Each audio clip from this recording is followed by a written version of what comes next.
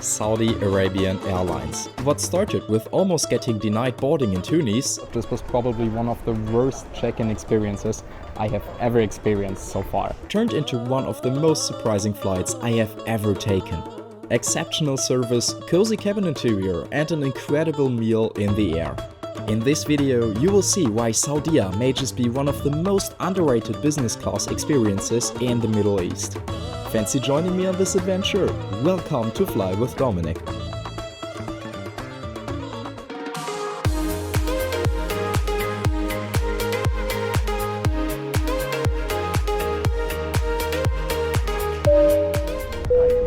Hey folks, and beautiful good morning from Tunis Airport. Today I'll be flying all the way to Jeddah on board Saudi Arabian Airlines Airbus A330-300 in, believe it or not, but business class. I do hope that you guys are as excited as I am, so let's just don't waste any more time and head right to the check-in counter. Cheers!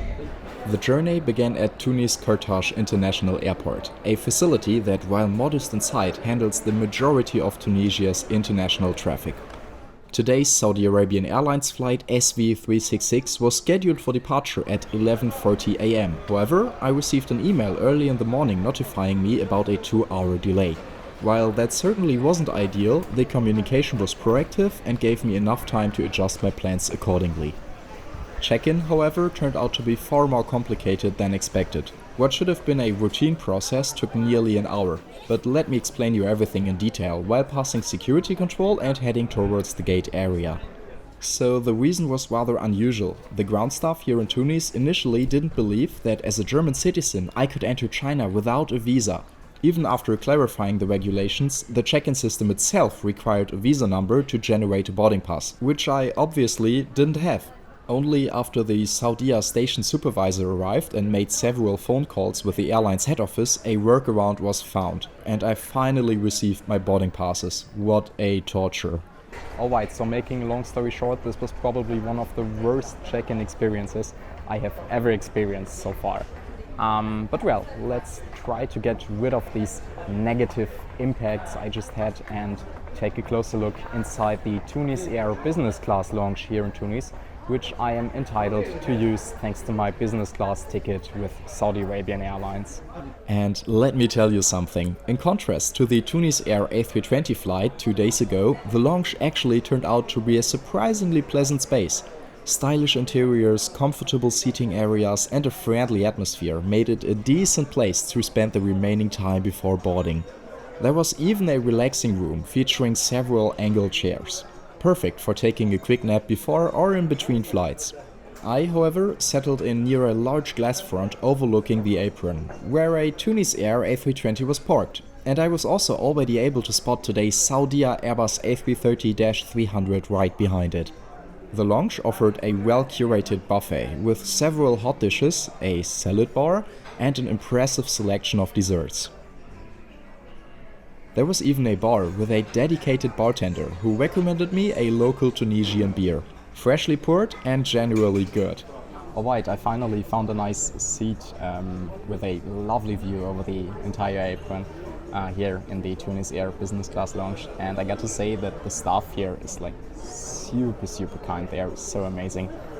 They're completely fine with me filming. I actually asked them initially if it's fine for them. And they had no problem with it. They even wanted to take pictures with me, which is also quite cool. And yeah, so if you guys see this video, big thumbs up to you. It's an excellent experience here, and also cheers on you. The beer is actually pretty good. It's a special beer from Tunisia. At least this is what the service staff told me, and it tastes pretty good actually, even for a German. Coming back to the food, I went for some sort of a chicken curry or stew with pasta squares cooked in sauce. So, let's finally also give the main dish a quick try. Yeah. It's pretty good as well, just not too warm, being honest. Soon enough, however, it was time to say goodbye to the kind staff, leave the lounge and head towards the gate area. Hidden behind a long walkway, the gate area itself was bright and modern, though slightly short on seating. after this rather stressful check-in experience, but the even nicer launch experience, I finally made it to gate 57, where today's flight to Jeddah is leaving from. I got to say that I do have an amazing view on today's Airbus A330-300 from here, and I guess you guys are already wondering about the specifications of today's Airbus A330, right? Here you go. Today's Airbus A330-300 was produced in Toulouse and delivered to Saudi Arabian Airlines aka Saudia in October 2013. It is equipped with Rolls-Royce Trent engines and features 36 seats in business class and 252 seats in economy class. The boarding process started exactly as per the updated schedule. So, while 2 hours behind of the initially scheduled departure, it was on time within that revised framework. Priority boarding for business class passengers was offered, but by the time I arrived, general boarding had already begun. Stepping on board, I was greeted by a warm and courteous Saudia crew. The business class cabin featured a 2-2-2 configuration, a layout that might feel dated on longer routes, but for this roughly 4-hour flight, it seems more than comfortable. Alright, I finally settled in at today's seat 5 Lima, and I think that already at this point it's safe to say that today's crew is absolutely charming. I was warmly welcomed here on my seat right as I settled in, and also got asked straight away what I would like to drink. As always on Saudia, there was no alcohol served, as this is a dry airline, but the non-alcoholic welcome drinks were plentiful. I chose a date smoothie. That smoothie is actually seriously delicious. Love it. Rich, sweet and perfectly chilled, accompanied by a warm towel. But let's also take a first quick look around today's seat. My seat today was by the window, and luckily the aisle seat next to me remained empty, enhancing both privacy and comfort. As you can see, the legroom was gorgeous, as expected. The IFE monitor in front is certainly on the bigger side and will of course be checked out in detail later in this flight review. The view outside from my seat was also decent, featuring a nice view on the engines, the slats and the iconic A330 winglet. So finally, let's take a quick look through the cabin. Shortly after, the safety video was played and we began with the pushback. Please ensure all aisles, exits and bulkhead areas are clear. The cabin crew also handed out a small cup of Arabic, let's say pre-departure coffee, while we were already taxiing towards the runway. This is what I call outstanding service. Prior to leaving the aircraft, remove your shoes. By the way, Saudia is the national carrier of Saudi Arabia and one of the oldest airlines in the Middle East, founded in 1945 already. Its main hub is Jeddah King Abdulaziz International Airport, with secondary hubs in Riyadh and Dammam, and the airline operates a fleet of Airbus A320s, A321s, A330s, Boeing 777s and 787 Dreamliners. Alright, after roughly 5 minutes of taxiing, we are finally about to line up the runway, so let's hope that we will have nice takeoff here from Tunis Airport. I hope I pronounced it right, probably not. And well, maybe we might also get some nice views of the beautiful city center of Tunis. Let's hope for the best.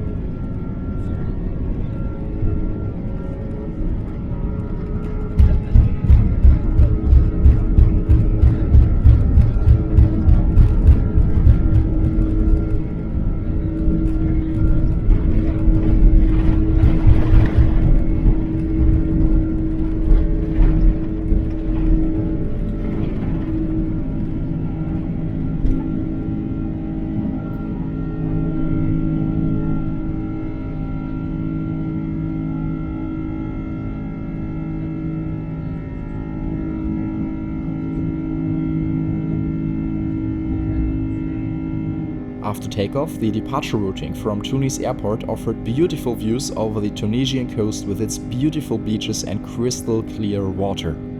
Once we reached our cruising altitude, service began with more traditional Arabic coffee and a stuffed dry date, followed by the distribution of printed menus. I was genuinely impressed to see 3 full meal options on a flight of this length. The choices included, firstly, a Saudi dish, Sibas Sayadiya, I'm really sorry for my bad pronunciation, as well as an Arabic dish, beef fillet Hünka Begendi style, which was served with Vadouvan grains, buttered vegetables and eggplant sauce. And finally, an European dish, Mediterranean vegetable tagine, which was coming with couscous and figs. After ordering, I enjoyed a sip of the Arabic coffee as well as the dried date. And honestly, I'm not the biggest fan of dried fruits, but this was just amazing. Alright, I can only repeat that today's cabin crew is absolutely charming. Seems that they have realized that I, well, quite like Arabic coffee, to say so. Well, they asked me if I want some more out of a paper cup, and this is what they came back to me with. They did not only serve me some more of this delicious coffee, which is not even coming in a paper cup, but also some salted nuts and these delicious filled dates. So once again, I can only say cheers on today's fantastic cabin crew.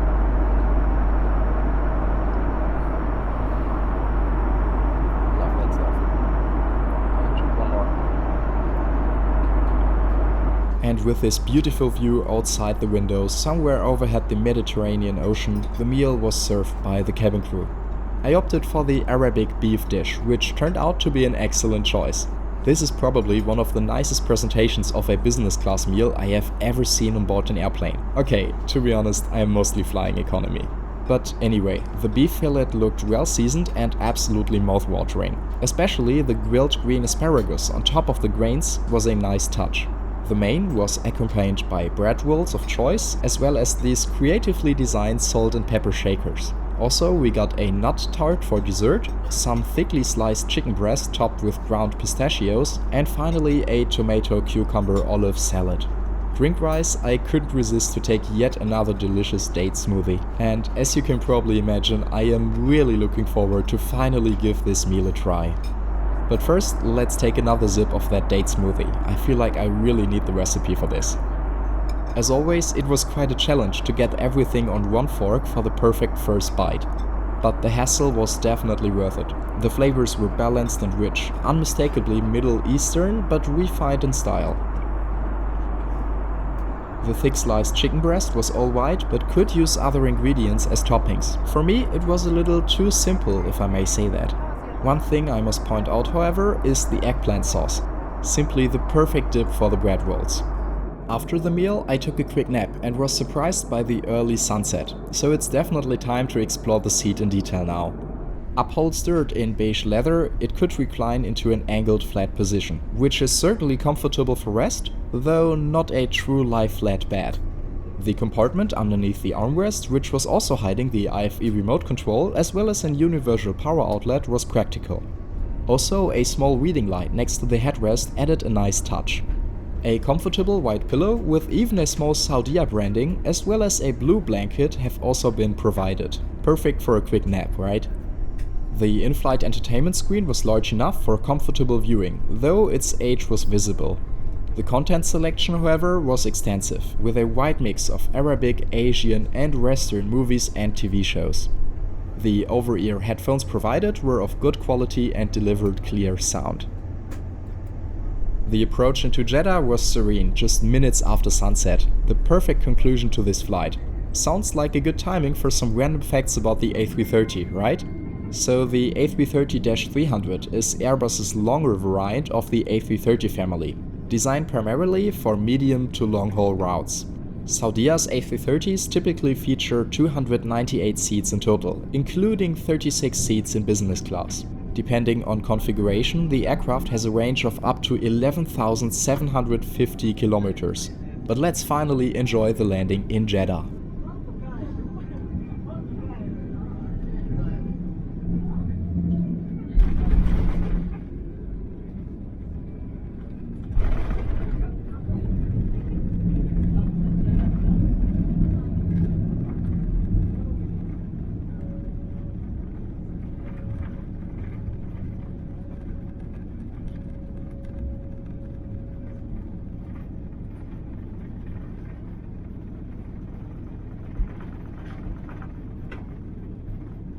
In conclusion, this Saudia flight from Tunis to Jeddah left me with a positive impression. The initial check-in situation was certainly challenging, though in fairness, the issue likely stemmed from the rare nature of my travel circumstances. I mean, I guess there are not too many EU citizens flying from Tunis via Jeddah to China without a visa, you know?